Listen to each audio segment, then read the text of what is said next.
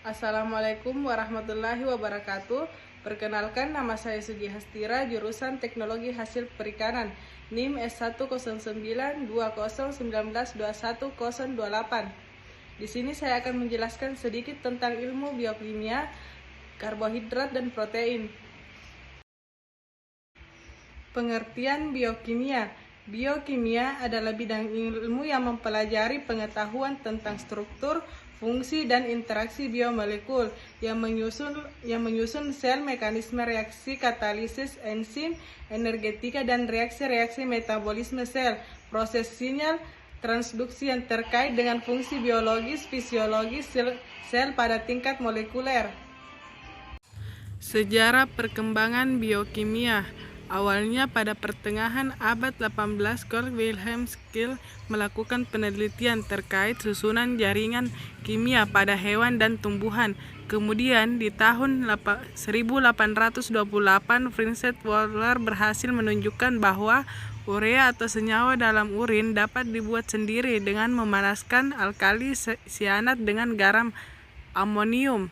Selanjutnya, penelitian Edward dan Hans Becker terkait fermentasi gula menjadi dengan menggunakan sel-sel ragi pun ikut menyumbang dalam perkembangan biokimia.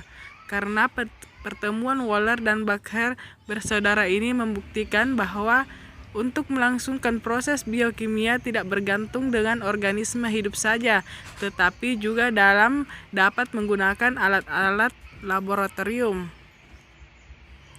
Setelah itu, para ilmuwan semakin gencar untuk terus mengembangkan ilmu ini, sampai akhirnya Robert Hooke menyumbang hasil pengamatannya terhadap sel-sel dengan menggunakan mikroskop.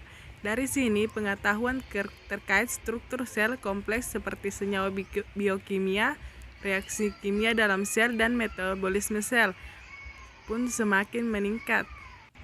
Manfaat biokimia. 1. Pemecahan masalah kekurangan gizi. Biokimia mempunyai peranan dalam memecahkan masalah gizi, penyakit-penyakit akibat dari kurang gizi terutama pada anak-anak. Adapun salah satu penyebab dari kekurangan gizi adalah asupan makanan, infeksi, penyakit. Kedua, itu berperan dalam farmakologi obat. Biokimia juga dapat menjelaskan hal-hal dalam bidang farmakologi dan fisikologi, karena dua bidang ini berhubungan dengan pengaruh bahan kimia dari luar terhadap metabolisme. Obat-obatan biasanya mempengaruhi jalur metabolik tertentu, misalnya antibiotik penisilin dapat membunuh bakteri dengan menghambat pembentukan polisakarida pada dinding sel bakteri. Komponen organik. Komponen organik terdiri dari karbohidrat, protein, dan lemak, sedangkan komponen anorganik terdiri dari air, vitamin, dan mineral. Baik, selanjutnya kita akan membahas karbohidrat. Karbohidrat berasal dari kata karbo yang berarti karbon dan hidrat yang berarti air. Jadi karbohidrat dapat diartikan sebagai hidrat dan karbon. Sejak tahun 1880-an, para ahli mulai menyadari bahwa sebenarnya nama ini kurang tepat karena karbohidrat tidak terbentuk dari hidrasi karbon, atau pada pemanasan karbohidrat tidak dihasilkan hidrat. Karbohidrat lebih tepat disebut sakarida yang berasal dari kata sakar yang artinya gula. Karena karbohidrat sederhana mempunyai rasa manis, karbohidrat merupakan polimer alam atau biopolimer Karbohidrat dapat berupa polihidroksi aldehyde atau golongan aldosa, atau polihidroksi keton atau golongan kantosa. Karbohidrat dibuat oleh tumbuhan melalui proses fotosintesis sebagai berikut: CXCO2 ditambah YH2O, CXH2O, Y ditambah XO2. Tumbuhan mengubah karbon dioksida dan uap air menjadi karbohidrat dan oksigen dengan bantuan sinar matahari dan berlangsung klorofil daun. Lain halnya dengan tumbuhan, manusia dan hewan tidak dapat membuat karbohidrat. Manusia dan hewan memperolehnya dari tumbuhan. Oleh karena itu, kehidupan manusia dan hewan sangat bergantung pada tumbuhan. Selanjutnya, penggolongan karbohidrat. Karbohidrat merupakan polimer berdasarkan monomer yang yang penyusunannya karbohidrat digolongkan menjadi 3, yaitu monosakarida, oligosakarida, dan polisakarida. Kemudian reaksi pengenalan karbohidrat. Dalam mengidentifikasi karbohidrat di dalam suatu zat ada 7 macam pengujian karbohidrat secara kualitatif, yaitu yang pertama itu uji molis, yang kedua uji lodium, yang ketiga uji gula reduksi, yang keempat uji Bial, yang kelima uji Selivanov, yang keenam uji Osason, yang ketujuh uji asam musat. Selanjutnya kegunaan karbohidrat. 1. Sebagai sumber energi utama bagi tubuh. Yang kedua, menjaga keseimbangan asam basa tubuh. Yang ketiga, membantu penyerapan kalsium. Yang keempat, membantu metabolisme lemak. Yang kelima, melancarkan pencernaan. Yang keenam, sebagai pembentukan kerangka struktur RNA dan DNA.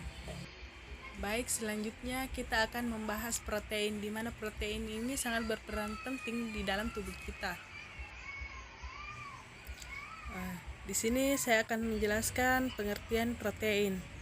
Protein merupakan makromolekul yang terbentuk dari asam amino yang tersusun dari atom nitrogen, karbon, dan oksigen.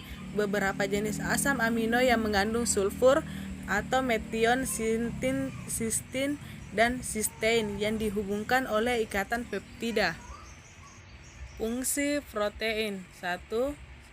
Protein menyediakan bahan-bahan yang penting peranannya untuk pertumbuhan dan pemeliharaan jaringan tubuh. Yang kedua, protein bekerja sebagai pengatur kelangsungan proses di dalam tubuh. Yang ketiga, memberi tenaga jika keperluannya tidak dapat dipenuhi oleh karbohidrat dan lemak. Karakteristik protein. Salah satu karakteristik protein adalah mampu memicu sekresi insulin tanpa meningkatkan glukosa darah. Hal ini dapat terjadi karena sekresi insulin yang dipicu oleh adanya protein relatif lebih lemah jika dibandingkan dengan karbohidrat. Selain itu, proses pencernaan protein juga dapat memicu pelepasan hormon atau kolesistokinin yang dapat meningkatkan rasa kenyang. Oleh karena itu, protein merupakan makronutrien yang memiliki efek rasa kenyang yang lebih lama dibandingkan dengan karbohidrat dan lemak. Klasifikasi protein berdasarkan fungsi biologisnya. Yang pertama itu enzim, yang kedua protein cadangan, yang ketiga protein bersifat racun, yang keempat protein pelindung, yang kelima protein pembangun, yang keenam protein kontraktil, yang ketujuh protein pengangkut, yang kedelapan protein hormon. Klasifikasi protein. Yang pertama, serabut atau fibrosa, daya larut yang rendah, kekuatan mekanis yang tinggi dan tahan terhadap enzim pencernaan. Yang kedua, globular, larut dalam larutan garam dan asam, mudah berubah di bawah pengaruh suhu, konsentrasi garam, serta mudah mengalami denaturasi. Yang ketiga, konjugasi, protein sederhana yang terikat dengan bahan-bahan non-asam amino. Yang terakhir itu struktur protein. Molekul protein tersusun atas satu rantai asam amino tunggal yang dihubungkan oleh ikatan peptida. Rantai ini terlibat dalam berbagai cara sehingga membentuk ikatan antara asam-asam amino yang terletak saling berdampingan melalui ikatan hidrogen antara atom oksigen dan nitrogen atau melalui interaksi antar rantai samping. Asam amino yang menyusun rantai protein memiliki struktur kimia yang bervariasi, antara lain hidrofilik, hidrofobik, aromatik, alifatik, dan heterosiklik. Urutan asam amino menentukan identitas dan fungsi protein.